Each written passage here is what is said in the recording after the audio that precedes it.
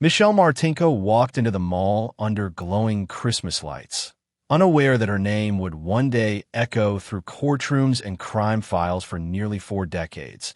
While far from the laughter and holiday music, an ordinary-looking man named Jerry Burns carried a secret that would stay buried in silence for 39 years, binding their names together in one of the most chilling cold cases the town had ever known.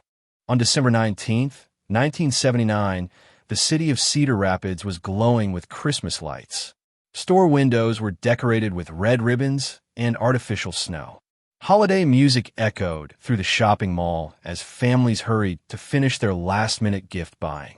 16-year-old Michelle Martinko had spent the evening walking through those bright hallways, carrying small bags filled with presents for her loved ones. She was known as kind, cheerful, and full of plans for the future. That night felt ordinary, peaceful, and full of excitement for the coming holiday. Outside, the air was bitterly cold.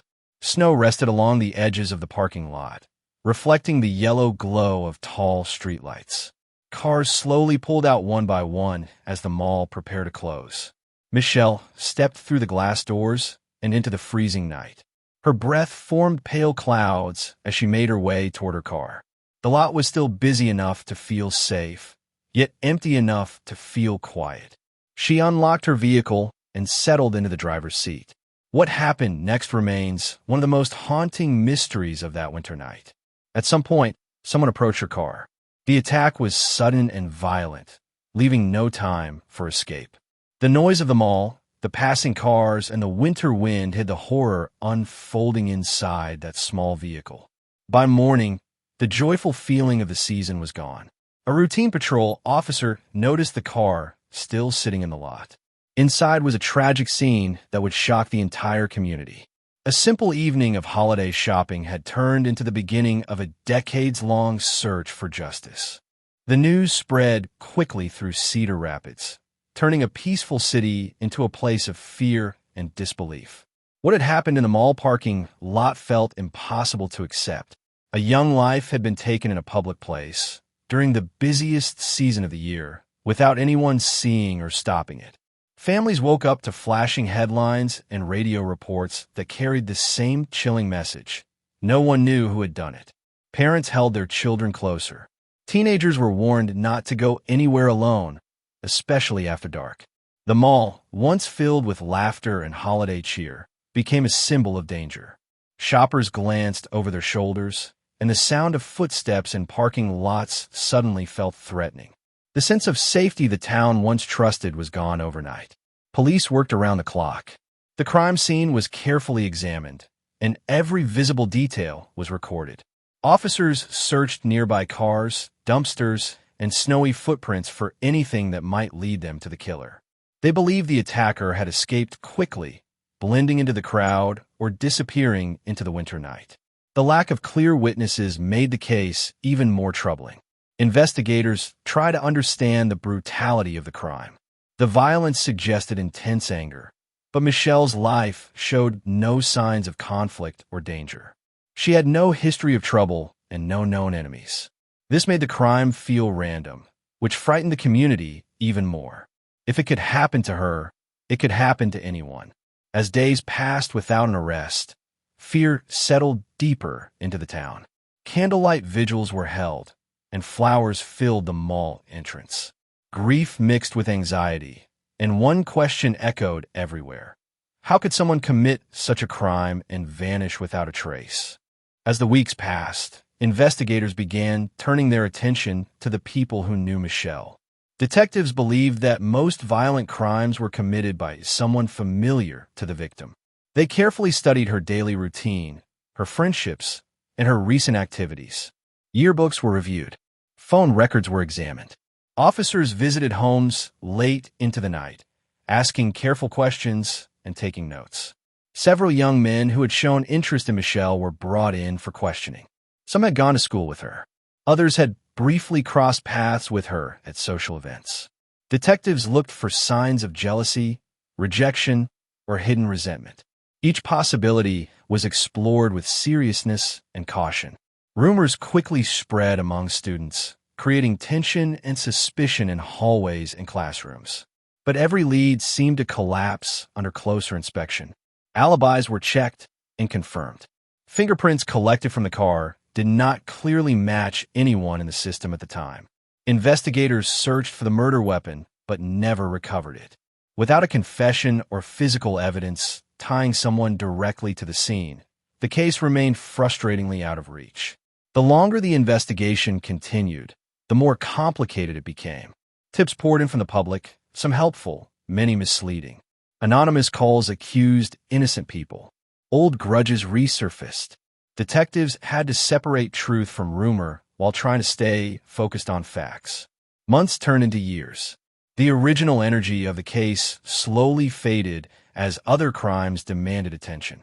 For Michelle's family, however, nothing faded. They lived each day with unanswered questions.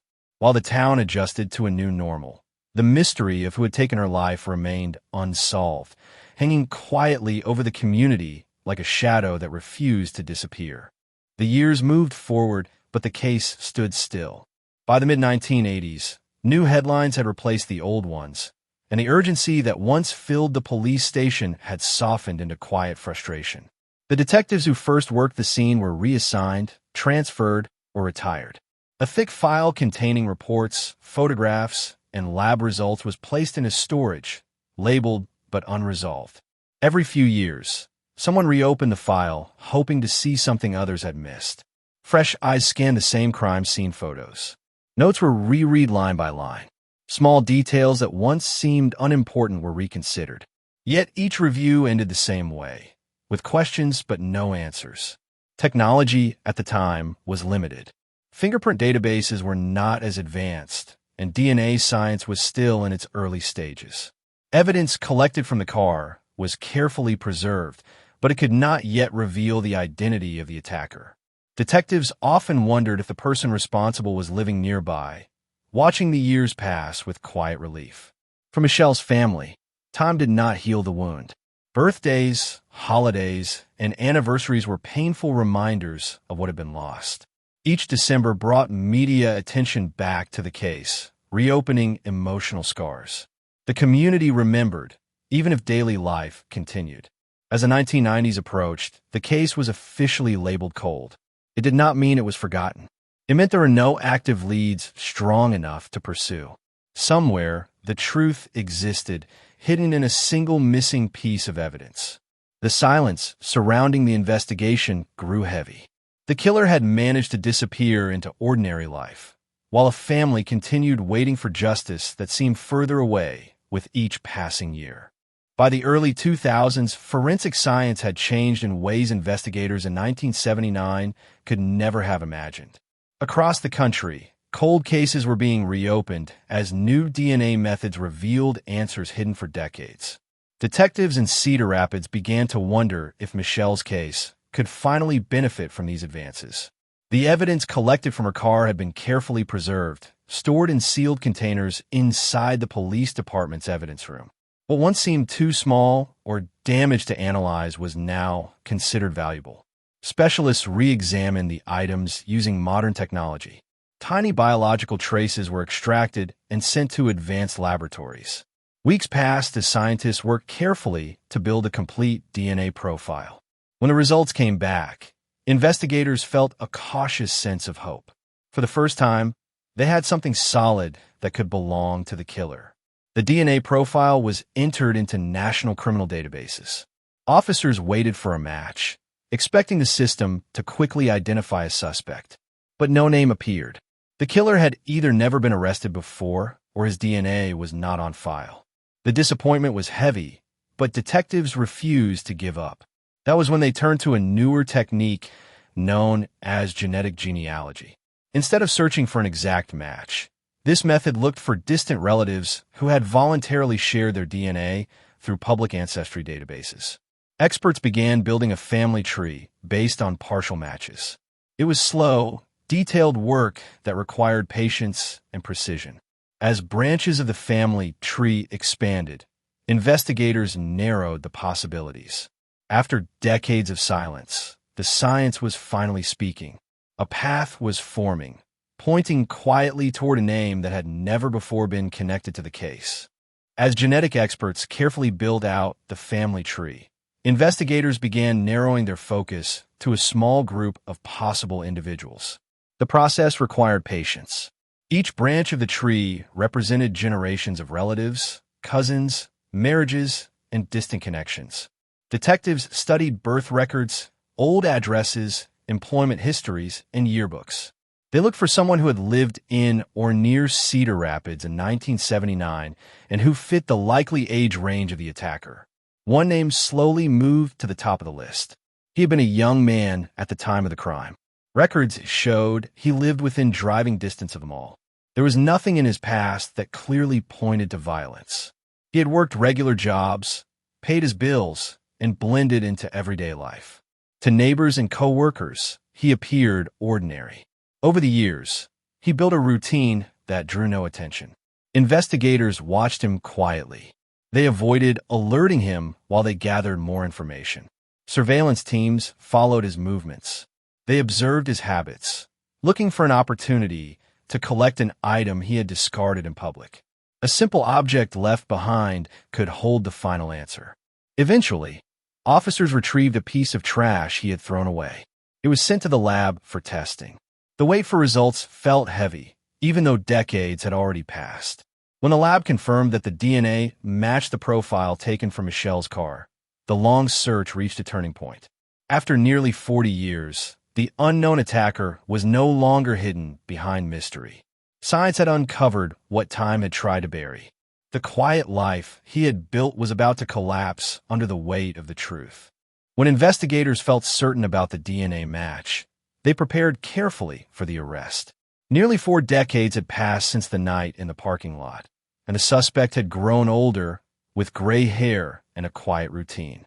Few people in his neighborhood could imagine that he was connected to one of the city's most haunting unsolved crimes. To many, he seemed like an ordinary man who had lived a calm and private life. Police officers moved in without warning. The arrest was carried out swiftly, ending years of uncertainty in a single moment. News of the breakthrough spread across the community within hours. Residents who remembered the fear of 1979 were stunned. Younger generations, who only knew the case from old news stories, were shocked that it had finally been solved. Investigators revealed that the suspect had never been on their original radar. His name had not appeared in early interviews or tips. He had quietly existed outside the circle of suspicion while detectives chased other leads. The DNA evidence became the central focus of the case, linking him directly to the crime scene after decades of silence. As details emerged, one question remained unclear. Why Michelle? There was no confirmed personal connection between them. Many experts believe the attack was random, a sudden act of violence carried out in a moment of opportunity. That possibility made the crime even more chilling. For Michelle's family, the arrest brought a mixture of relief and sorrow. Justice was finally moving forward, but it could not return the years that had been lost. The long wait for answers was ending, and the case that once seemed forgotten was now heading toward its final chapter in court. The trial marked the final stage of a journey that had lasted nearly 40 years. Inside the courtroom, the past and the present came together. Evidence collected in 1979 was carefully presented alongside modern scientific findings. Old photographs, preserved reports, and forensic samples told the story of that winter night. What had once seemed impossible to solve was now explained through clear and detailed DNA analysis. Jurors listened closely as experts described how genetic genealogy led investigators to the suspect. The science was complex, but its conclusion was simple. The biological evidence taken from Michelle's car matched the man sitting in the courtroom. Decades of mystery were reduced to undeniable facts. For Michelle's family, every day of the trial reopened painful memories. They had waited through years of silence, unsure if they would ever see accountability. The courtroom became a place of both grief and strength.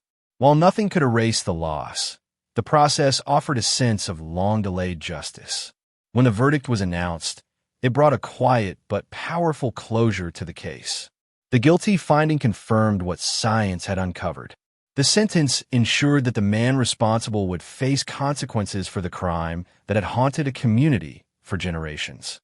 Michelle's story became more than a tragedy. It became a reminder that time does not protect the truth forever. Advances in forensic technology continue to uncover answers hidden for decades. Her case showed that even when hope feels distant, persistence and science can work together to bring justice. The lights of that long-ago December night may have faded, but the search for truth never truly ended.